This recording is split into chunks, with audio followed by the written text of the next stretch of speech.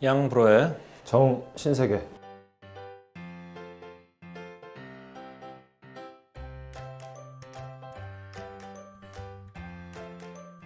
네, 안녕하세요. 정신건강학과 전문의 양재진입니다. 안녕하세요. 정신과 의사 양재웅입니다. 자, 뭐 일단 자축부터. 예. 수고하셨습니다. 네. 내일 저희가 드디어 양브로의 정신세계 최초로 원래는 7만 달성 기념 이벤트로 라이브 방송을 하려고 했는데 이걸 준비하는 사이에 10만이 돼버렸어요. 여러분께 이 기쁜 소식과 함께 양해의 말씀을 좀 드려야 되는 게 내일 원래 저희가 공지를 했었죠. 밤 10시부터 11시까지 저희 양브로의 정신세계 라이브를 하겠다. 근데 사실 그 매주 금요일 밤 10시에서 11시 사이에 작사가 김이나 씨가 하는 별이 빛나는 밤에 우리 양재웅 원장이 매주 고정 게스트로 나와서 함께 라디오 방송을 진행합니다. 네. 그래서 시간상이 좀 시간이 있어서. 겹치기 때문에 우리가 요즘엔 9시면 다 문 닫고 집에 가잖아요. 그래서 여러분들이 귀가하는 시간에 맞춰 9시부터 10시까지 해보려고 하는데 괜찮으실지 모르겠네요. 내일 밤 9시 라이브에서 뵙도록 하겠습니다. 이번 주는 학교 폭력에 대한 이야기입니다. 네. 소위 말하는 왕따나 은따 또한 학교 폭력의 한 종류라고 저는 생각을 하거든요. 그래서 학교 폭력과 따돌림까지 뭉뚱그려서 함께 얘기를 나눠보도록 하겠습니다. 네. 사연을 제가 한번 읽어보도록 할게요. 중학생 때 2년간 학교 폭력을 당했는데 성인이 된 지금까지 그 기억 때문에 힘들어요. 가끔 생각나면 눈물이 나고 가슴이 답답하고 그래요. 가족들에게는 당연히 말하지 못했고 성인이 된 지금도 모르고 있어요. 대학교에 가서는 대외 활동을 하면서 새로운 사람들을 많이 만나는데 제가 뭔가 무의식적으로 방어막을 치는 느낌이 들어요. 많은 사람들과 가까워지는 게 무서워요. 친구는 사귀고 싶은데 새로운 관계가 만들어지는 두려움이 너무 커요. 새로운 사람을 만나야 될 경우에는 너무 긴장되고 두려운 기분까지 드네요. 전 학교 폭력 경험 때문에 나중에 애도 낳고 싶지 않아요. 저처럼 괴롭힘 당할 것 같고 너무 무섭습니다. 라고 보내셨습니다. 어렸을 때 우리가 이제 왕따 혹은 학교 폭력을 당하게 되면은 40대 중반까지 그 여파가 간다고 합니다. 그러니까 그만큼 어린 시절에 이제 뇌가 성장하고 있고 만들어지고 있는 과정에서 어떤 트라우마라는 게 딱 입혀지면 그 사람의 성격을 형성하는 데 있어서 치명적인 역할을 하게 되고, 그래서 결과적으로 그 사람의 성격이 좀 더 위축되어 있고 소심해지고 대인관계에서도 좀 회피적이 되고 그런 식으로 이제 성장하는 쪽으로 가게 된다라는 거죠. 그만큼 이 어린 시절의 학교 폭력이라는 거, 왕따라는 거는 그 사람의 인생을 좌지우지해버릴 수가 있어서 참 힘든 문제인 것 같아요. 저희 입장에서도 치료를 한다라는 것 자체가 만만치 않은 문제이면 틀림없습니다.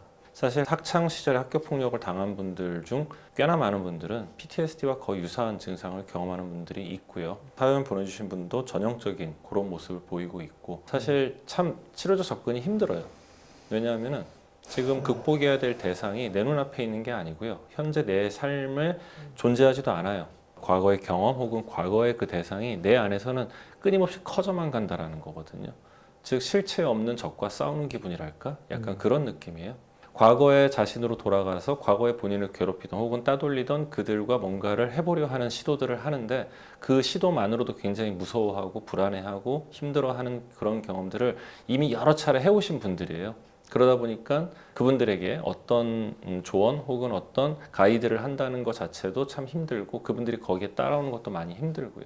저는 기억나는 환자분이 가수 데뷔를 앞두고 있는 친구였고, 근데 어렸을 때 학폭을 이제 굉장히 심하게 겪었고, 근데 그 친구가 앨범을 내고 활동을 해야 되는 시점에서 본인의 이름이 올라왔을 때 댓글로 자기를 괴롭혔던 혹은 자기의 괴롭힘을 방관했던 친구들이 또 악성 댓글을 달지 않을까에 대해서 굉장히 오랫동안 고민과 걱정과 두려움을 안고 살았었거든요. 그 친구랑 이제 오랫동안 상담을 해왔는데 앨범이 발매되고 공연을 되게 왕성하게 하고, 그러다가 자기 어머니를 뵈러 집에 갔는데 자기를 괴롭혔던 일진 무리의 두목, 걔를 만났다라는 거죠. 근데 자기도 너무 놀랍게도 아무렇지 않았다라는 거예요. 그러니까 원래 같으면 이름만 들어도 너무 막 무섭고 싫고 피하고 도망치고 뭐 이랬었는데 정말 아무렇지 않게 그냥 그 친구가 가는 뒷모습을 보고 있는 자기 자신을 보면서 이게 참 진짜 마음의 문제구나 그런 거를 얘기했던 기억이 나거든요. 그래서 지금 양정 원장이 얘기한 케이스는 이제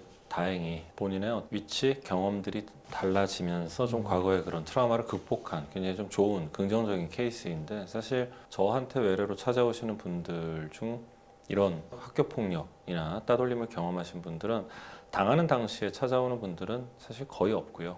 나중에 보통은 20대 초중반 혹은 후반 정도에 이제 본인이 뭔가를 해보려 하고 열심히 살아보려 하고 취업도 해보려 하는데 그 과거의 그런 트라우마가 자기의 발목을 잡고서 놓질 않아서 결국 우울증이나 불안장애를 겪다가 이제 찾아오시는 분들이 사실 제가 경험한 건 대다수거든요. 자기를 괴롭히거나 따돌리는데 주동을 했던 그 나쁜 놈들도 문제지만 그 주변에 방관하던 사람들에 대한 어떤 분노, 그 좌절, 그게 결국 사회에서 나를 바라보는 대다수의 시선일 거다라는 생각들, 뭐 그런 것들 때문에 굉장히 힘들어하신 경우를 워낙 많이 봐서 참 안타깝습니다. 이게 아동학대와 같은 거죠. 사실 비슷한 건데 근본적인 환자분들의 마음 상태는 무력감이거든요. 그때 나를 가해했던 그 나쁜 그 사람에 대한 분노보다도 그 당시에 아무것도 하지 않고 나를 방치했던 내 스스로가 너무너무 싫은 거예요. 그러니까 자기 혐오로 빠지는 문제거든요. 근데 나는 이제 충분히 성인이 됐고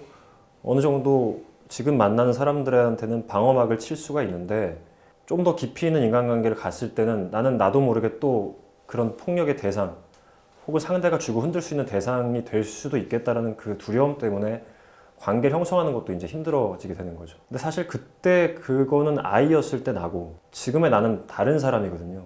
근데 사람들은 항상 성인이 돼도 아이가 항상 있어요. 아무리 내가 어른스럽게 행동하고 사회적으로 성공을 한다고 하더라도 이 아이는 계속 상처받은 채로 있는 거거든요. 근데 그게 결국에 그 사람의 더 큰 성장을 저해할 수밖에 없습니다. 결국에는 그 아이를 꺼내 보이는 게 치료의 시작이 될 수밖에 없어요. 내가 그때 그만큼 힘들었던 거에 대해서 피하지 말고 꺼내 보인 상태에서 그 아이를 충분히 본 이후에 이 아이가 더 이상 상처받지 않을 수 있는 그만큼 나는 그때 아이와 달라져 있는 성인이 되어 있다라는 거를 확인을 하시는 그 작업이 필요하거든요. 근데 그거는 절대 혼자서 하시기엔 너무 어려운 것 같아요. 여기 이제 말씀하시는 것처럼 사람들과 무의식적으로 방어막을 치고 관계를 형성해 나가는 상태에서는 성장이 안 되는 것 같고 이제 그 아이를 꺼내 보였을 때 그 아이를 무시하지 않는 어떤 대상과의 교류를 일단은 만드시는 게 중요하고 그 이후에 이걸 꺼내 보이는 것도 괜찮구나가 된 이후에 나는 이제는 나를 지킬 수 있는 힘이 있구나라는 거를 확인하는 그 2차적인 작업까지 이제 하게 되면 조금 더 대인관계에서도 자신감이 생기고 사람들과 관계 형성하는 것도 좀 더 수월해지시고 궁극적으로 내가 나를 혐오하는 걸로부터 좀 벗어날 수가 있게 됩니다.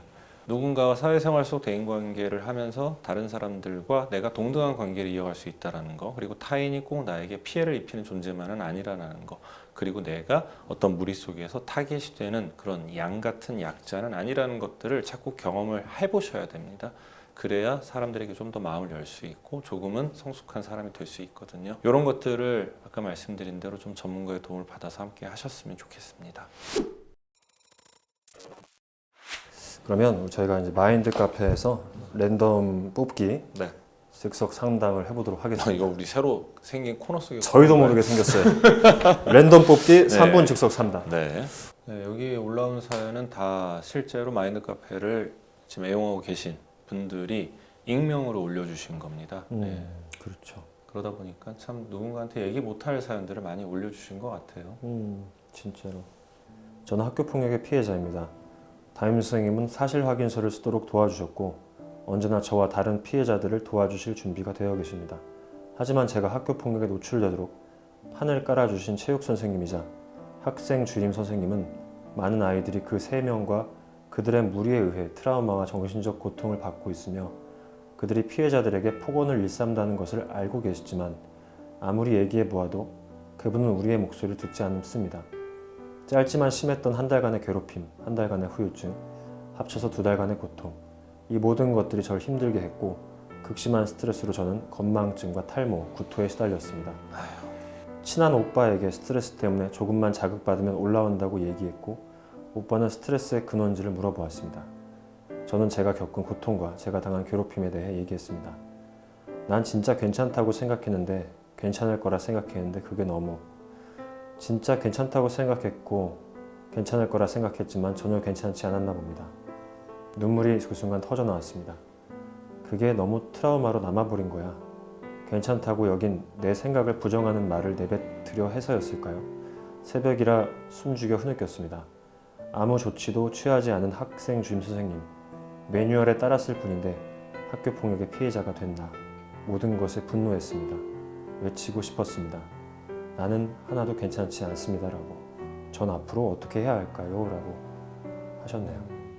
우리가 이제 어떤 힘든 일을 겪었을 때 그거를 해결하는 방법이 사람마다 다른데 이거를 내가 어떻게 감히 손도 못 댈 것 같고 너무 힘들 때는 그거를 정말로 스스로 전혀 괜찮지 않음에도 괜찮다고 하면서 저 안에 묻어두려고 하는 그런 모습을 보이는 분들도 많이 계시거든요. 나이가 어리고 그걸 해결할 능력이 별로 없는 상황 속에서는 더 많이 그런 일을 벌이게 되거든요. 근데 지금 아까 친한 오빠에게 본인이 겪었던 한 달 혹은 2달 동안의 이야기를 1시간 넘게 쭉 전화로 통화로 얘기를 하면서 아마 이게 환기 효과거든요. 얘기의 물꼬가 터지는 순간 나는 저 밑으로 묻어놓고 던져놨던 것들이 올라오고 그러면서 진짜 내 감정을 알게 되는 순간이거든요. 이건 반드시 경험해야 될 일이고 잘하셨다고 저는 생각을 해요. 내가 괜찮다 괜찮다 묻어두고 쭉 살아갔으면 아마 아까 양재용 원장이 얘기한처럼 상처받은 아이인 나는 여전히 그 채로 있게 되는 거거든요. 이제 물꼬를 텄으니 이걸 어떻게 해결하고 그 상처받은 아이를 어떻게 다독이고 앞으로 어떻게 건강하게 성장시켜 나갈지에 대한 해결책만 찾으면 되는 거거든요. 그런 어른들이 좀 있어요. 갓난 아기가 넘어져서 울 때 괜찮아 괜찮아 별거 아니야 라고 이제 얘기를 해서 애가 울음이 그치는 거를 본 어른들은 아이가 아프고 힘들다라고 했을 때 야 괜찮아 별거 아니야 라고 얘기를 하기가 쉬워져요. 우리가 공포증 있잖아요. 많은 공포증이 사실은 학습된 결과라고 하거든요.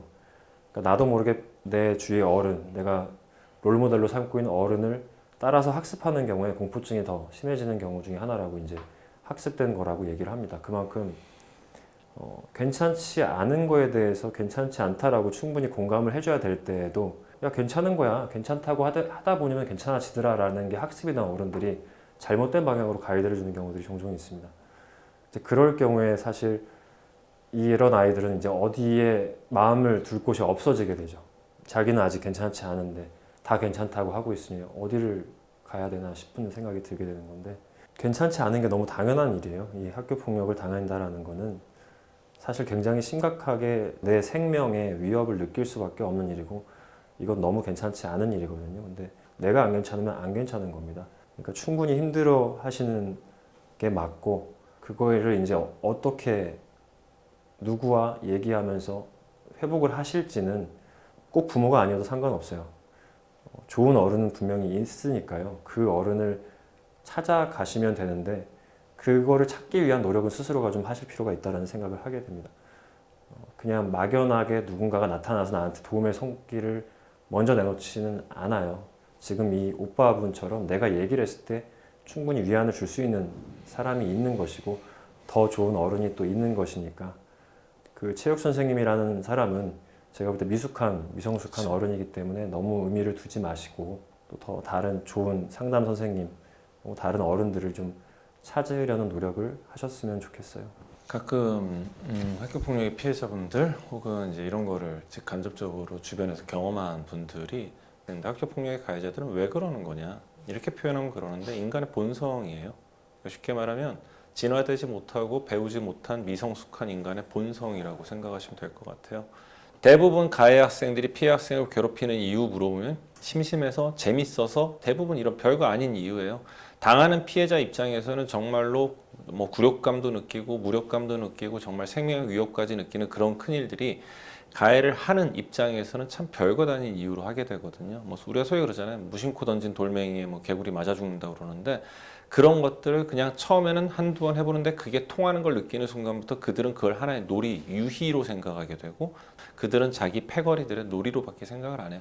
왜 그러느냐? 못 배우고 진화가 덜 되고 참을 필요를 못 느끼기 때문에 그렇다라고 말씀을 드리고 싶어요. 그리고 이제 학교 폭력의 가해자들이 아동 학대 피해자들인 경우가 굉장히 많아요. 피해를 입었던 아이들이 자기 스스로 무력감으로부터 벗어나기 위해서 자기보다 약한 대상을 또 가해하면서 나는 무력하지 않아를 확인하는 식으로 자기 스스로를 살려고 하는 경우들이 있습니다. 그래서 피해를 입었던 사람들이 내가 그렇게 변하고 있지는 않는가에 대해서 한 번쯤 우리가 생각을 해봐야 되는 문제가 하나 있고, 그리고 말씀하신 것처럼 인간의 본능이 있는데 그거를 막아주는 게 결국에 전두엽과 전전두엽이거든요. 근데 그 전두엽과 전전두엽의 성장은 20대 후반에 마지막 성장을 이뤄요. 그러니까 바꿔 말하면 피해를 입었던 성격에서 부정적인 영향을 받고 있는 친구들도 그게 전부가 아니라 나는 더 나은 어른이 될 수 있는 것이고, 가해했던 나쁜 놈들도 마찬가지예요. 사실은 어릴 때 그랬던 애들은 20대 후반까지는 변화할 수가 있다라는 거죠.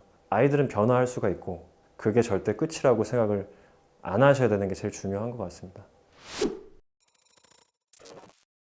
사실 어른다운 어른, 인생 조력자로서의 어른들이 많이 필요한 시대라고 생각을 합니다. 피해자였던 여러분이 성인이 됐을 때 누군가한테는 꼭 도움을 줄 수 있는 어른으로 바뀔 수가 있다라는 스스로에 대한 믿음을 계속해서 좀 키워나갈 수 있도록 노력을 많이 하셨으면 좋겠습니다. 내일 저녁 9시 네. 양브로의 정신세계 7만 달성 기념 라이브 꼭 함께 해주시길 바랍니다. 네, 오늘도 양불의 정신세계 함께 해주셔서 감사합니다. 네. 구독, 좋아요. 알림 설정까지 꾹.